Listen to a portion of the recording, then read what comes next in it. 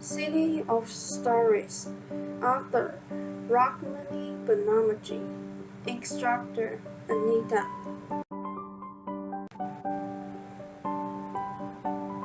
There was once a little girl who lived in one of the biggest and the busiest cities in the world. She really loved stories, but everyone she knew was too busy to tell her stories. Her mother said, "I have to finish my work." Her father said, "I'm reading the newspaper." Her brother said, "Can you see I'm playing cards?" Her neighbor said, "I have to go to the market to buy things."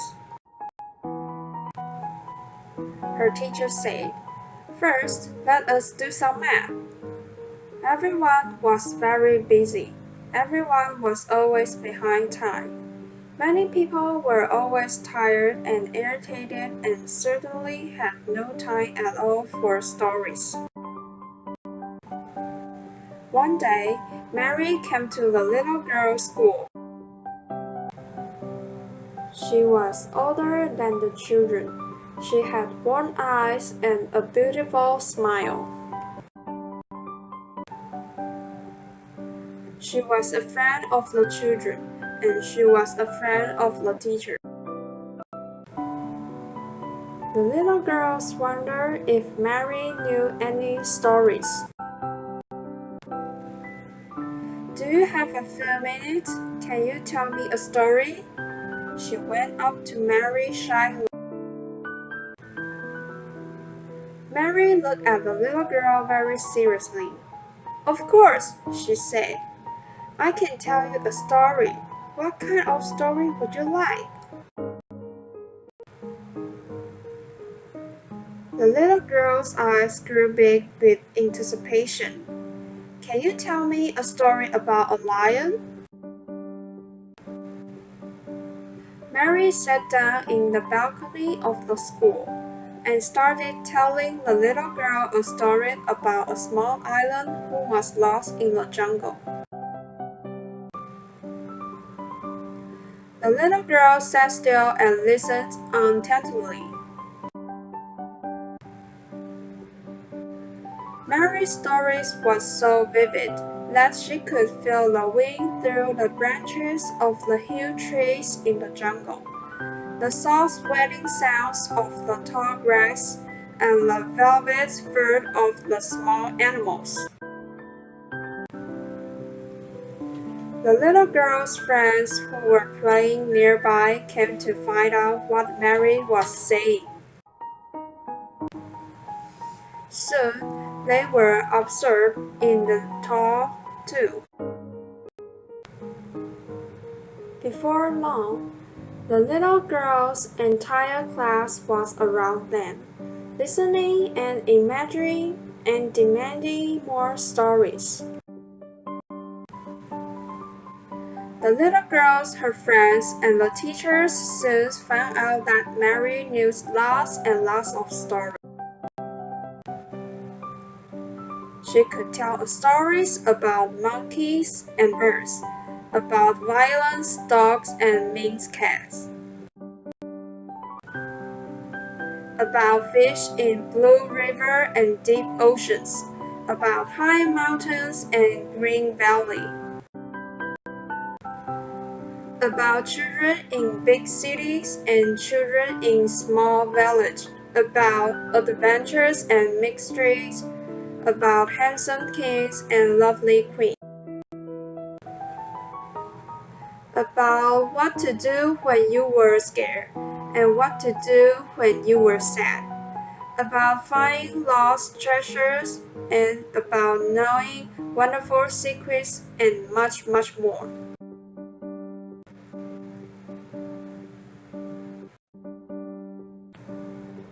Every day, the little girls and her friends sat with Mary. Children from other classes came. The teachers of the school came. Children from neighboring schools came. Children who were not in school came. Children who had left school came.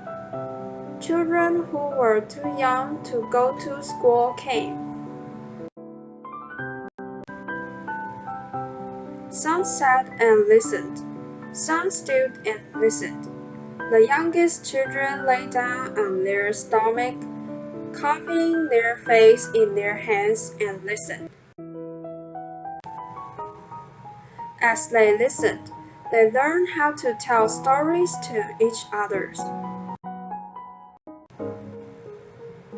They learned how to build stories, how to spin stories, how to weave stories, how to embroider stories, how to cook stories, and how to fly stories like kites in a big blue sky.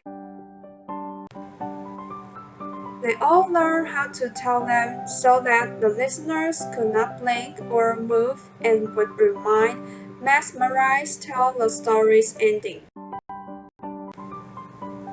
Slowly, through Mary, the little girl, and the children, stories began to spread through the city.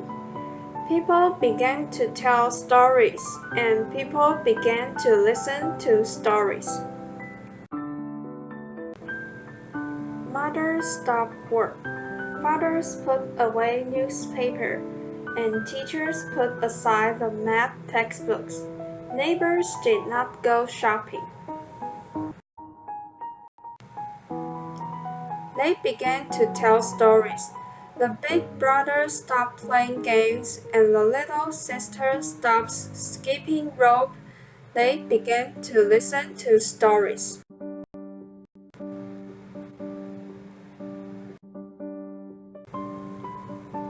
The fruit vendor stopped selling fruit. The delivery man stopped delivering milk.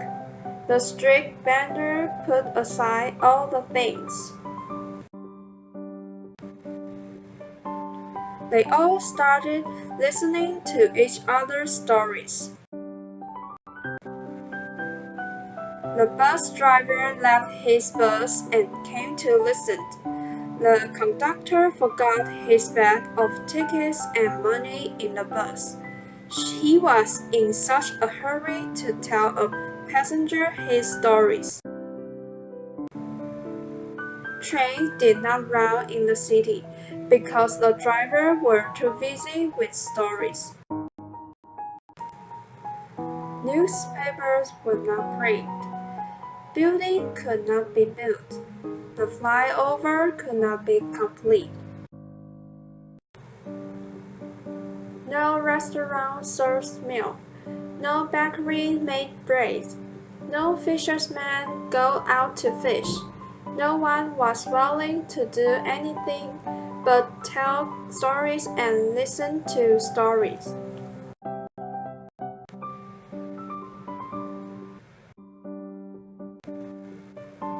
The postman did not deliver letters because they were busy with stories. The policeman sat in the middle of the busiest intersection telling stories to all drivers around him. All the television in the city were switched off because people were listening to stories. The entire city came to a complete halt. The mayor of the city was worried. What is to be done now? He said to his minister as he walked up and down the big room in the mayor's mansion by the sea. No one is walking, and nothing is happening in the city. The minister walked feverishly, making plans and astrologing, but nothing worked. No one listened. Finally, Mary and the little girl were summoned to the mayor's mansion by the sea. The minister had been told that these two had flooded the city with an ocean of stories. The little girls looked very little in a large room with high ceilings and tall pillars. She held on to Mary's hands tightly.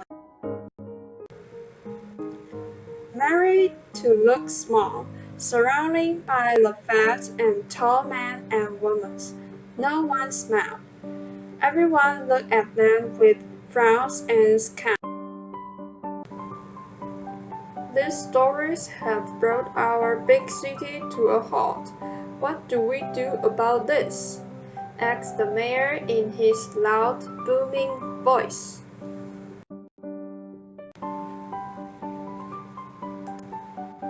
There was complete silence in the room. All you could hear were the distant murmurs of a story that the mayor's gardener was telling the mayor's bodyguard.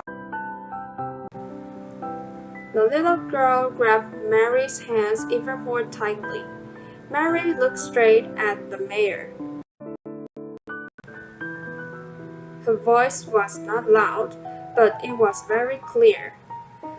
Let there be one story every morning and one story every evening, she said. That way everyone everywhere will have stories, but they can also go back to doing what they have to do. Excellent idea, wrote the mayor.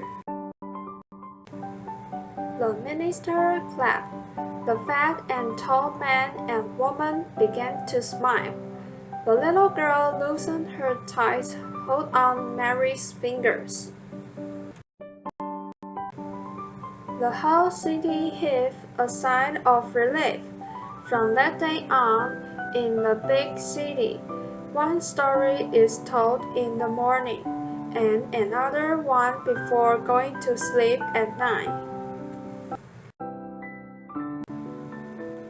From that day on, the little girls and Mary's big, busy city is called the City of Stories.